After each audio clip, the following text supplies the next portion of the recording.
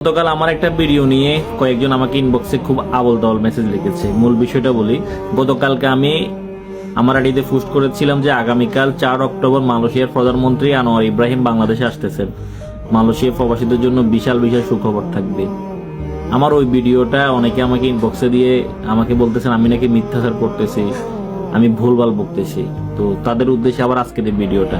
মালয়েশিয়ার প্রধানমন্ত্রী তো বাংলাদেশে আসছে নাকি, তার ভিতরে যেটা আমরা কখনো কেউ কল্পনা করি না সেটাই করে দেখিয়েছেন ডক্টর ইউনূস। তো আপনাদের ওই বিষয়টা বলবো, আগে আপনাদের একটা বিষয় বলি।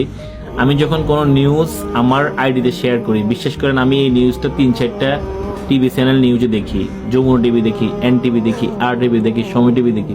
প্রত্যেকটা টিভি চ্যানেল নিউজ ঘাটাঘাটির পরে আমি সেটা আমার আইডিতে পোস্ট করি। আমি যেমন তেমন ভিডিও এসে আমি আমার আইডিতে ঝুলাই দিই না। আর কোনো ভিডিও আমি পোস্ট করার আগে 10 বার এই ভিডিওটা যাচাই বাছাই করে। এটি হলো সবচেয়ে আমার বড় বিষয়। তো মূল বিষয়ে আসি।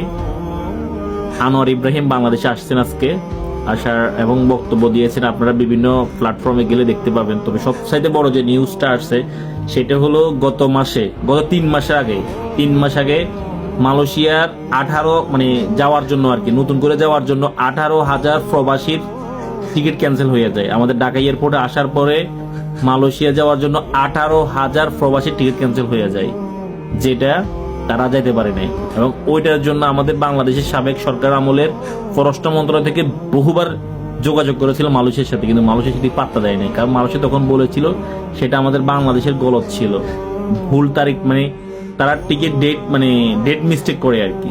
এই কারণে মালয়েশিয়ার গভর্নমেন্ট সেটা রিসিভ করেনি। কিন্তু আজকে মালয়েশিয়ার প্রধানমন্ত্রী আসার পর সর্বপ্রথম বলেছে যে 18,000 লোক আমাদের মালয়েশিয়া যেতে পারেনি, তাদেরকে মালয়েশিয়া সরকার নিয়ে যাবে মালয়েশিয়ার খরচে। উনি সম্পূর্ণরূপে হেল্প করবেন সেই 18,000 লোককে মালয়েশিয়া নেওয়ার জন্য। এবং নতুন করে তিনি কর্মসংস্থানের ব্যবস্থা করবেন মালয়েশিয়াতে, এবং নতুন করে আরো কিছু লোক নিবেন।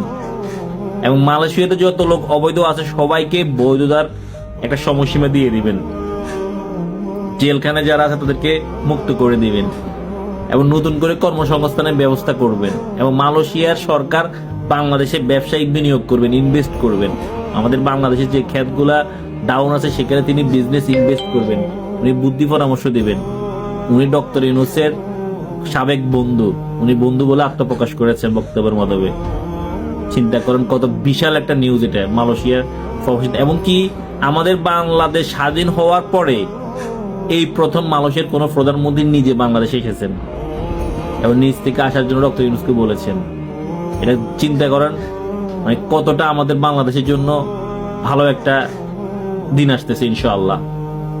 যারা মালয়েশিয়াতে অবৈধ আছেন তাদেরকে বৈধতা করে দিবেন, যে লোকগুলা কর্মহীনতায় আছেন তাদেরকে কর্ম ব্যবস্থা করে দিবেন, নতুন করে কর্ম চালু করবেন বাংলাদেশে। এবং বাংলাদেশে কেউ দাসত্ব নয়, তারা গর্বের সাথে কাজ করবেন মালয়েশিয়ায়, তিনি সেটিও বলেছেন। আলহামদুলিল্লাহ। যারা এতদিন বলছে এগুলো গুজব, এই নিউজটা কোনো গুজব, মালয়েশিয়ার প্রধানমন্ত্রী আসবে না, দয়া করে তাদেরকে দেখার ভিডিওটা ব্যবস্থা করে দেন। সবাই একটু বেশি করে শেয়ার করে দিবেন, কপি লিংক করে দেবেন, লাইক করবেন, কমেন্ট করবেন। ডক্টর ইউনূস একটা গোল্ড, আমরা গোল্ড পেয়েছি, এটা মানতেই হবে সবাইকে। সেলুট জানাই ডক্টর ইউনূসকে। এভাবে মালয়েশিয়ার মতো প্রত্যেকটা দেশের সরকারের সাথে সুসম্পর্ক তৈরি করে সকল প্রবাসীদের ভালো একটা দিন এনে দিবে ইনশাআল্লাহ। দোয়া রইল ডক্টর ইউনূসের জন্য। আসসালামু আলাইকুম।